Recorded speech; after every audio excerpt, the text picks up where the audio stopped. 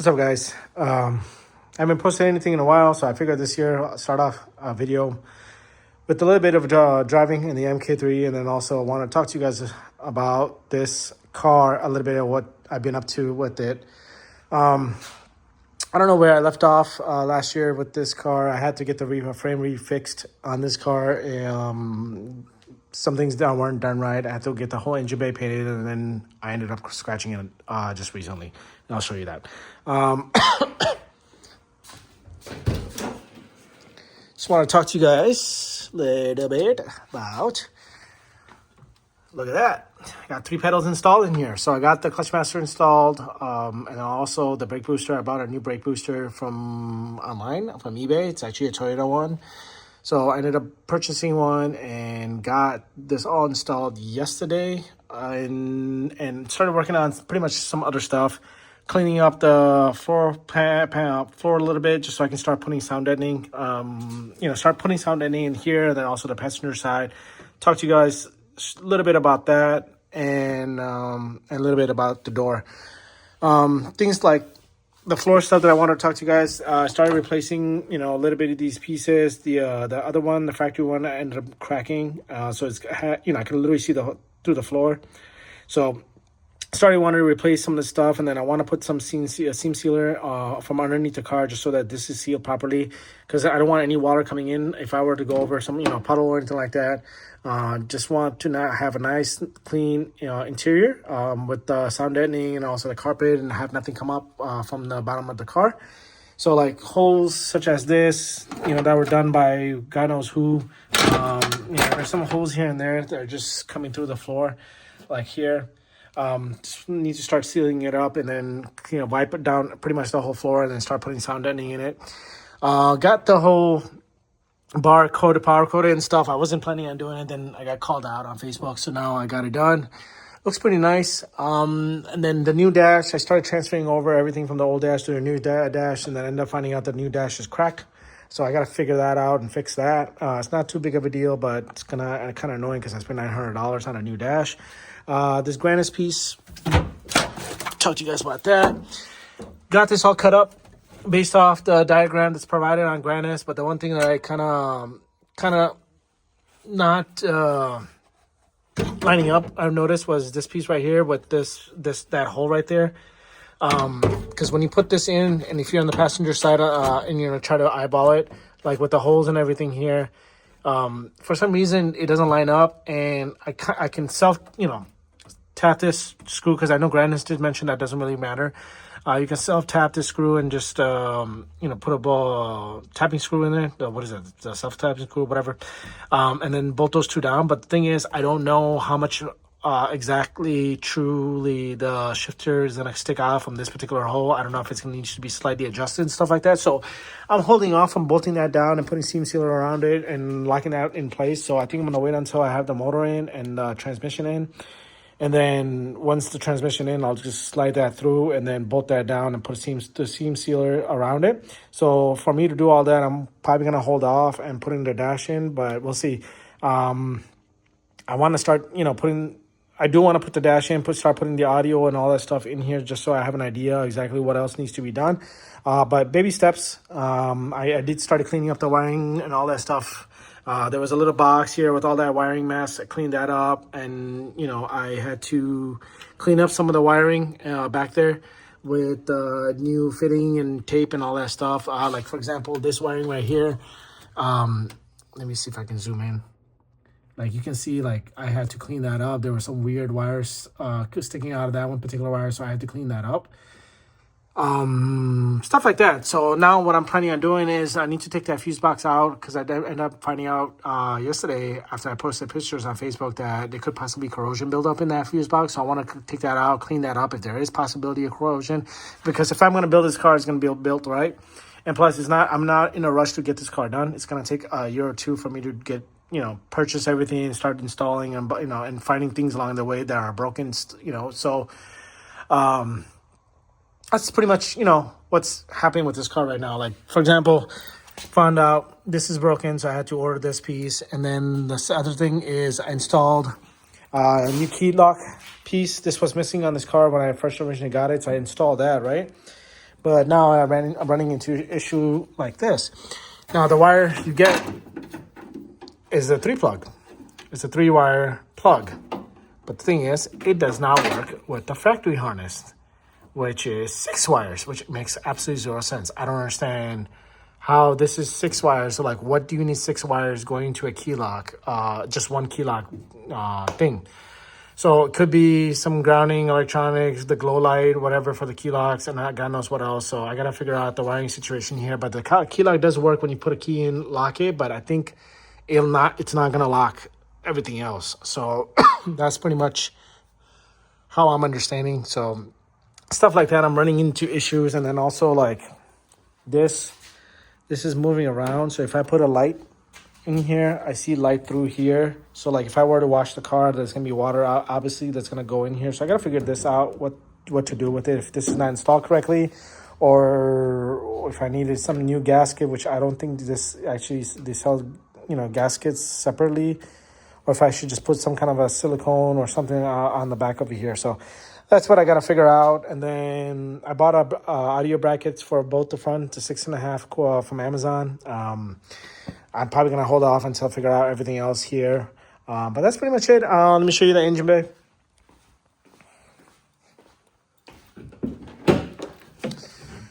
Got the new brake booster. I had to buy that from eBay. It's actually a Toyota part number and everything on it for the NA. And then I got the Grandest kit, a slave cylinder, which I ended up scratching pretty much everything here. You see that? Yeah, we're not going to talk about that at all.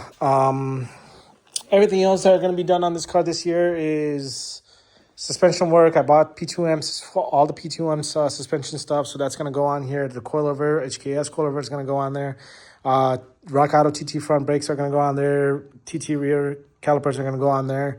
So all that stuff is probably going to happen this year, along with the majority of the interior stuff. And I do want to find the new headliner piece, because this is all like falling apart or stuff like that. So, but then when I look online, it's a discontinued product. Nobody sells them. So I don't know. I don't know what to do with it. So that's that. And then door cards, found out they're damaged. Like here, this is damaged. Like I can push it in. If I turn around, it's actually cracked and stuff like that. I got a quote to get it fixed. All this fixed, it ended up being like $3,000, and I said nope. So I mean, for $1,000 you can get a carbon ones. Why am I gonna waste $3,000 on 2 good door cards? So right now I'm just gonna rock the way it is. I'm gonna clean it as much as possible. Try to see if I can find somebody cheaper just to fix some of the small stuff like here and there. If not,